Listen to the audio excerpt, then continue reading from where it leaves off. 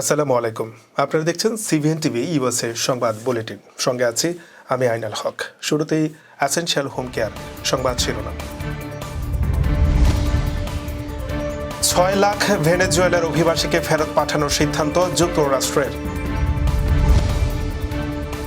আগামীকাল থেকে কানাডা ও মেক্সিকোর পণ্যে ২৫% শুল্ক আরোপ। যুক্তরাষ্ট্র বাংলাদেশের মধ্যে উত্তেজনা চায় ভারতীয় গণমাধ্যম, অভিযোগ প্রেস উইংয়ের। এবং বাজারে সয়াবিন তেলের সংকট, রমজানের আগে বাড়তে পারে দাম। শুনছিলেন এসেনশিয়াল হোম কেয়ার সংবাদ শিরোনাম। এবারে বিস্তারিত।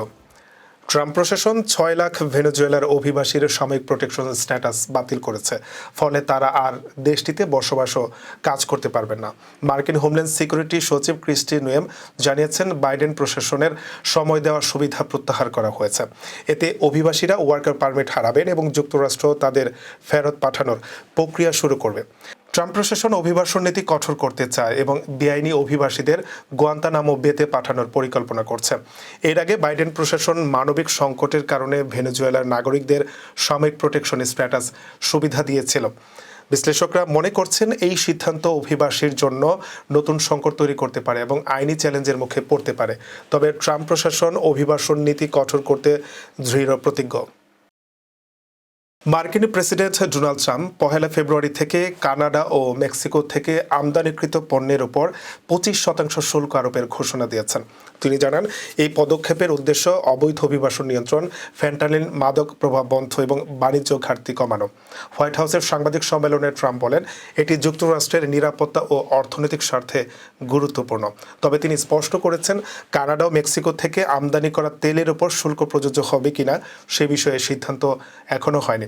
এছাড়া চীনা পণ্যের উপর নতুন ১০% শুল্ক আরোপের পরিকল্পনা করছেন ট্রাম্প, কারণ চীন থেকে যুক্তরাষ্ট্রে ফ্যান্টানিল প্রবাহিত হচ্ছে। এই পদক্ষেপ আন্তর্জাতিক বাণিজ্যে গুরুত্বপূর্ণ প্রভাব ফেলতে পারে। অন্তর্বর্তী সরকারকে নিয়ে বিভিন্ন ধরনের মিথ্যা প্রোপাগান্ডা সংবাদ পরিবেশন করে বাংলাদেশ ও যুক্তরাষ্ট্রের মধ্যে উত্তেজনা তৈরির অপচেষ্টা চালাচ্ছে ভারতীয় কিছু গণমাধ্যম। সম্প্রতি ভারতের সাপ্তাহিক পত্রিকা দ্য অর্গানাইজারের একটি সংবাদের পরিপ্রেক্ষিতে এমন অভিযোগ তুলেছেন প্রধান উপদেষ্টার প্রেস উইংয়ের ফ্যাক্ট চেক। প্রধান উপদেষ্টার প্রেস উইংয়ের ফ্যাক্ট চেক বলছে, এই প্রচারণার মূল লক্ষ্য হচ্ছে বাংলাদেশের অন্তর্বর্তীকালীন সরকারকে অপদস্থ করা এবং শেখ হাসিনাকে তাদের প্রতিনিধি হিসেবে বাংলাদেশে তার স্বৈরাচারী শাসন পুনরায় চালু করার পথ প্রশস্ত করা। দ্য অর্গানাইজারের সর্বশেষ মিথ্যা অভিযোগ হলো, বাংলাদেশের প্রধান উপদেষ্টা ডক্টর মোহাম্মদ ইউনূস এবং ওপেন সোসাইটি ফাউন্ডেশনের সভাপতি অ্যালেক্স সোরসের মধ্যে সাক্ষাৎকারটি প্রেসিডেন্ট ট্রাম্পের প্রতি একটি চ্যালেঞ্জ ছিল। এতে আরও বলা হয়েছে, মার্কিন যুক্তরাষ্ট্রের পররাষ্ট্র দপ্তর এবং ঢাকায় তাদের দূতাবাস ভালো করেই জানে যে অধ্যাপক ইউনূস বিভিন্ন ধরনের মানুষের সঙ্গে সাক্ষাৎ করেন। সরকারি উচ্চপদস্থ কর্মকর্তা থেকে শুরু করে ব্যবসা ও নাগরিক সমাজের নেতৃবৃন্দ পর্যন্ত, এমনকি তাদের সঙ্গেও যারা বাংলাদেশের সমালোচক। প্রায় এক সপ্তাহ ধরেই তেল সরবরাহকারী কোম্পানিগুলো তেলের সরবরাহ কমিয়েছে বলে জানিয়েছেন ব্যবসায়ীরা। এর আগে গত ডিসেম্বরে সরবরাহ কমিয়ে ১ দফা লিটার প্রতি ৮ টাকা দাম বাড়িয়েছিল কোম্পানিগুলো। আসন্ন রমজানের আগে আরও ১ দফা দাম বাড়ানো হতে পারে বলে ধারণা করছেন তারা। এখন বেশিরভাগ দোকানে বোতলজাত সয়াবিন তেল মিলছে না বললেই চলে। আর কিছু দোকানে পাওয়া গেলেও সেগুলোতে গায়ে লেখা দামের চেয়ে ৫ থেকে ১৫ টাকা বেশি রাখছেন বিক্রেতারা।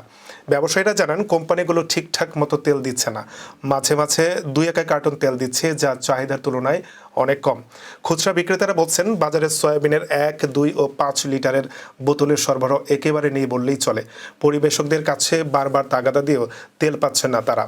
কোম্পানিগুলো কৃত্রিম সংকট তৈরি করে সুবিধা নেওয়ার চেষ্টা করছে বলেও অভিযোগ এসব বিক্রেতার। এদিকে বাজারে বোতলজাত সয়াবিন তেলের তীব্র সংকটে ভোগান্তিতে পড়েছেন সাধারণ ক্রেতারা। ক্রেতা ধরতে অনেকে বিক্রেতা এখন খোলা সয়াবিন তেল বিক্রি শুরু করেছেন। অনেকেই আবার তেল রাখছেন শুধু নিয়মিত ক্রেতাদের জন্য। কোম্পানির একজন ডিলার জানান, আগামী রমজানের আগে তেলের দাম আর ১ দফা বাড়াতে চায় কোম্পানিগুলো। ফলে তারা যেমন বাজারে সরবরাহ কমেছে, আবার যেটুকু তেল বাজারে আসছে সেটাও পাইকারি ও খুচরা ব্যবসায়ীরা মজুত করছেন। আসন্ন রমজানে তেলের দাম বাড়বে, এটি এখন ওপেন সিক্রেট। কোম্পানির ওই ডিলার আরও বলেন, বিশ্ববাজারে তেলের দাম বেড়েছে, যে কারণে তেল বিক্রি করে কোম্পানিগুলোর পোষাচ্ছে না। তারা দাম আরও বাড়াতে চায়। এদিকে গত ডিসেম্বরের শুরুর দিকে প্রতি কেজি সয়াবিন তেলে ৮ টাকা বাড়িয়েছিল সরবরাহকারী কোম্পানিগুলো। এছাড়া নতুন সরকার তেল আমদানিতে শুল্ক ছাড় দিয়েছে। এতে প্রতি কেজি ভোজ্য তেল আমদানিতে শুল্ক কর 10 থেকে 11 টাকা কমেছে।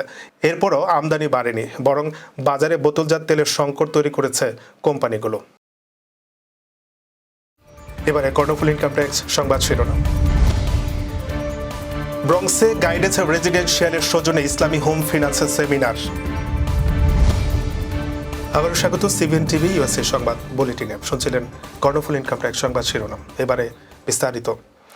যুক্তরাষ্ট্রের নিউ ইয়র্কের ব্রঙ্কসে ইসলামী হোম ফিন্যান্স সেমিনার অনুষ্ঠিত হয়েছে। রিয়েলটর কামরুজ্জামান বাচ্চু ও গাইডেন্স রেজিডেন্সিয়ালের সৌজন্যে গত 24 জানুয়ারি বিকালে আল আকসা চাইনিজ পার্টি হলে এই সেমিনার অনুষ্ঠিত হয়। সেমিনারে আলোচনা করেন বাংলাবাজার জামে মসজিদের ইমাম ও খতিব মাওলানা আবুল কাশেম ইয়াহিয়া। অনুষ্ঠানে গাইডেন্স রেজিডেন্সিয়ালের ইস্ট কোস্টের ভাইস প্রেসিডেন্ট সামি কবির গাইডেন্সের হোম ফিন্যান্সের সেবার পরিধি তুলে ধরে বলেন, আমরা হোম বায়ারের সাথে কো ওনার হই একটি এলএলসি তৈরির মাধ্যমে। তাই এখানে কোনো সুদের প্রশ্ন আসে না। ব্যাংক হলে সুদ থাকতো, আমরা কোনো ব্যাংক না। কেউ যদি কিস্তি দিতে দেরি করেন আমরা লেট ফি চার্জ করি না এবং কিস্তি বন্ধ করে দিলে তার বিনিয়োগকৃত মূলধন ইকুইটি সহ ফিরিয়ে দিই। সেমিনারে লোন অফিসার শাকিল কামরান অতিথিদের ইসলামী ফিন্যান্স নিয়ে বিভিন্ন প্রশ্নের উত্তর দেন।